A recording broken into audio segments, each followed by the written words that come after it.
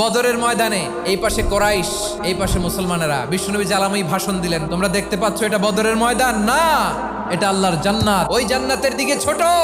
বিশ্বনবীর কথা শোনা মাত্র সাইয়েদনা উমাইর ইবনুল হুমাম বললেন বাখ বাখ, মানে চমৎকার। বিশ্বনবী বললেন মা ইয়াহমিলুকা আলা কওলিকা বাখ বাখ ইয়া উমাইর, আমার এই কথা শুনে তুমি কেন বললা বাখ বাখ?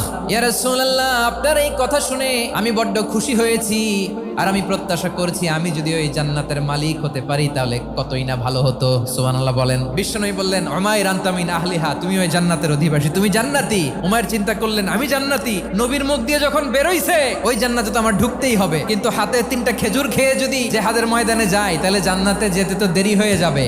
এই চিন্তা আসা মাত্রই খেজুর 3টাকে তিনি ছুঁড়ে মারলেন, তলোয়ার বের করে আল্লাহু আকবার বলে বদরের ময়দানে ঝাঁপিয়ে পড়লেন। আল্লাহর শত্রুদেরকে কচুকাটা করে এক পর্যায়ে শাহাদাতের সুধা পেয়ে নিজেও জান্নাতি হয়ে গেলেন। পড়েন সুবহানাল্লাহ।